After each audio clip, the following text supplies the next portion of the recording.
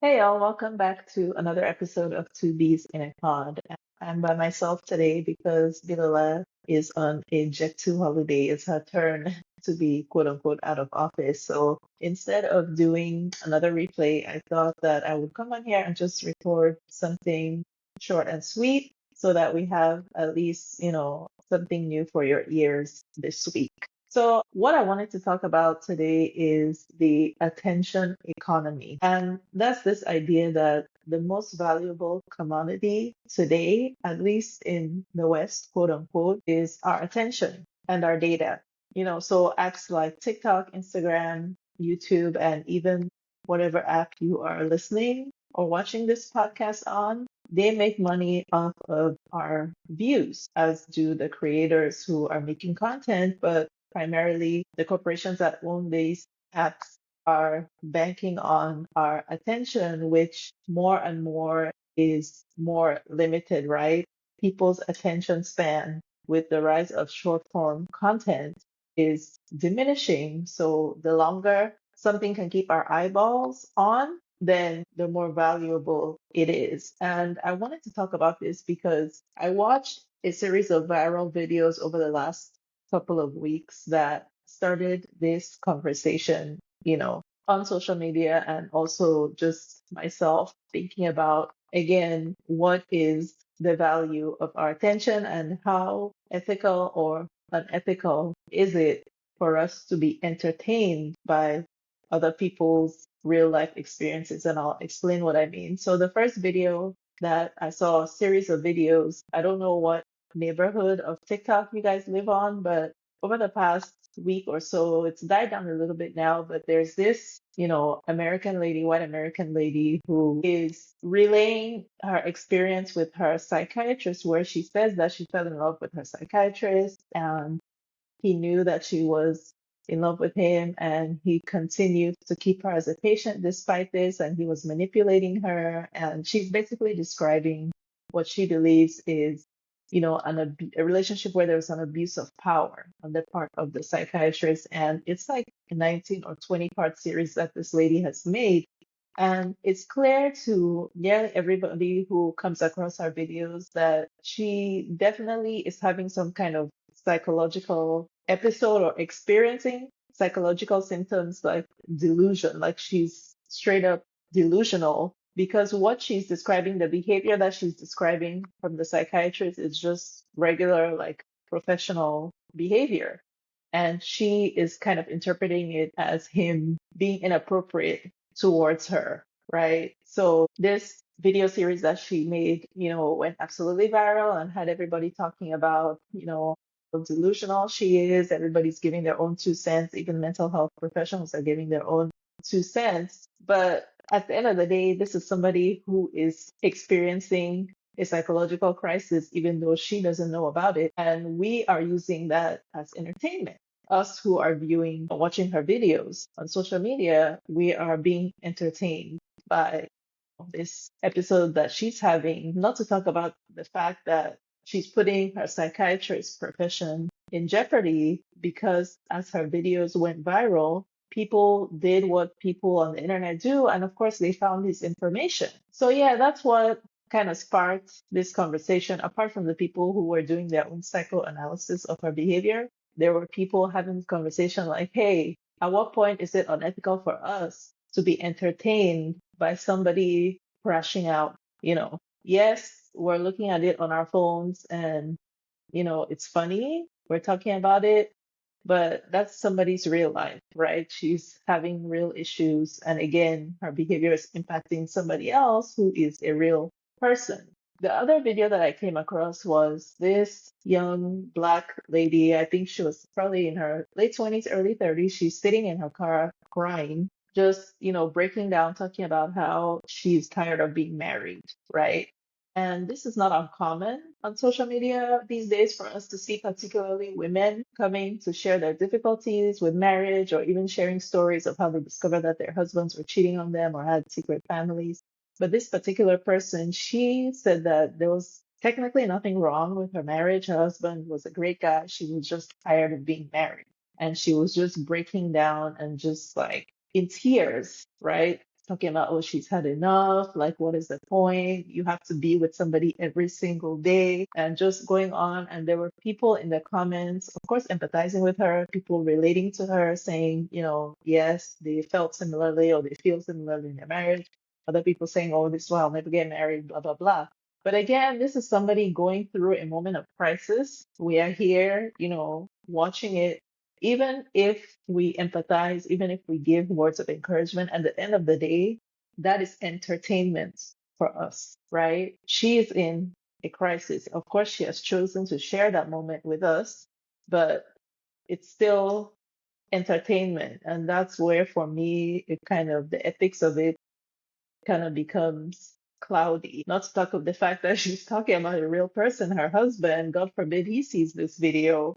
Yeah. And I don't know if coming on TikTok is the best outlet for that particular experience she has. I will say, I think it's valuable when women come online to share difficulties that they have with marriage and motherhood, because as we know, or if you're not a woman, you may not know, but women are raised to romanticize marriage and motherhood when that is, really not the reality. It is difficult, even when you have a good partner, which many women do not.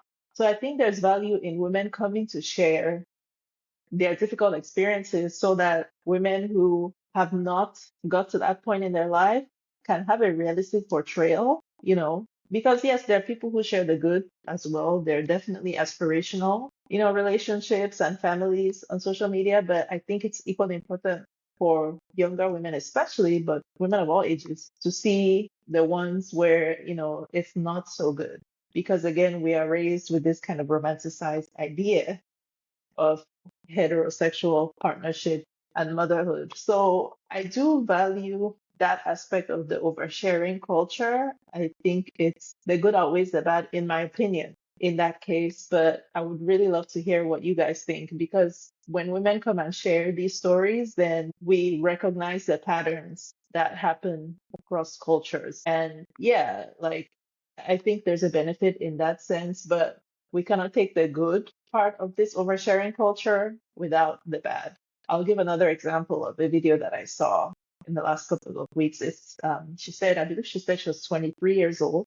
She had three children. She was filming the video from a hotel or motel room because she was experiencing homelessness. She said she was about to be kicked out of the hotel because she had run out of money.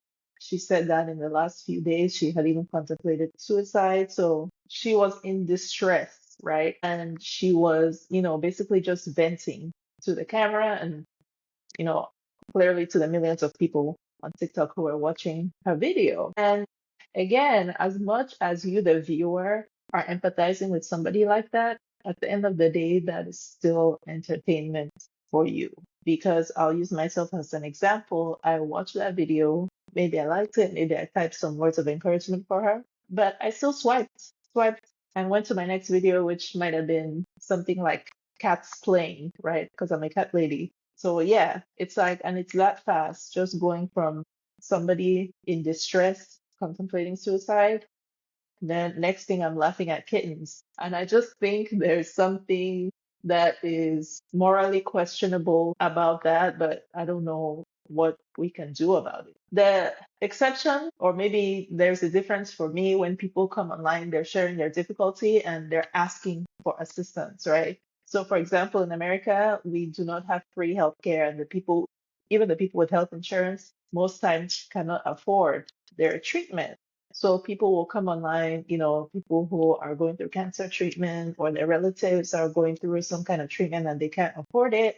They will come online and crowdfund, raise funds. I think, yes, that is definitely a good use because you can reach more people, obviously, online than you would in person. And the more you share about your experience, unfortunately, is the way you'll get people to have more sympathy and to donate more, right? People shouldn't have to do that, but unfortunately, that's just the country and the world that we live in. So again, for me, that's kind of a good part of this oversharing culture. But again, there's a good and bad part because at the end of the day, we, the viewers, are being entertained by somebody else's distress. And the more distressing, the more negative, unfortunately, a situation is, the more views it gets, the more viral it goes. But so do the good things, right? Like people who make cutesy couples content, their stuff also goes viral as well. But I think it's so much easier on social media to get views for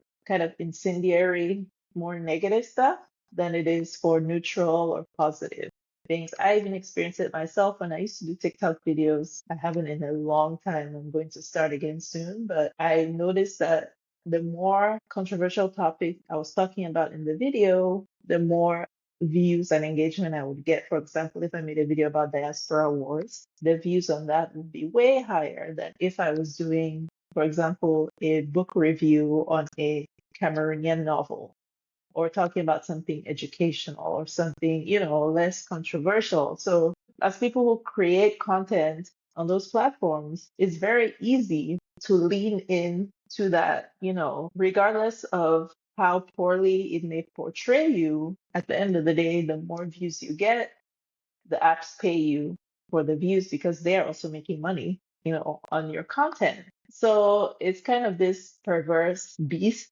that you have to feed. And even brands now are doing it. Like brands will intentionally make content that is offensive, that their ads, they'll make ads that are intentionally offensive to a group, sometimes a huge group of people, just because it gets people talking about the brand. And for them, any attention is good attention. And that's just how it is in this attention economy. And I don't know necessarily that there's any way it can get better until we are on our phones less and less. And I don't see that happening. When it comes to African content creators, whether at home or in the diaspora, I don't know that we are equally, oversharing, but definitely there are definitely people sharing personal, experiences. We have our own things that go viral. You guys, if you've been listening, watching for a while, you have probably heard me ranting to Bilola about this Cameroonian blog site that I don't follow them anymore, but in the past, they would literally post videos of domestic violence. Like it would be a video that somebody took in the neighborhood in the quartier of a man beating his wife, and obviously the person would send it to that site and they would upload it. And it's like, how is that entertainment,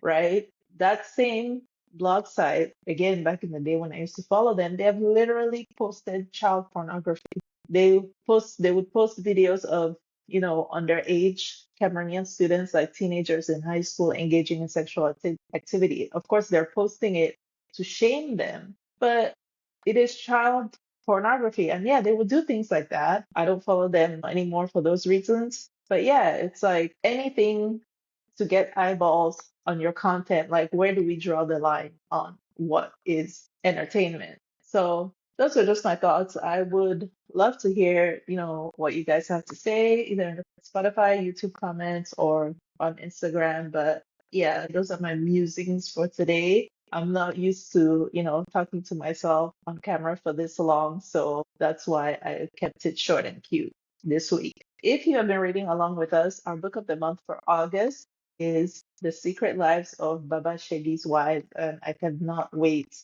to review this book. It's one of my favorite. It's really entertaining if you haven't read it before.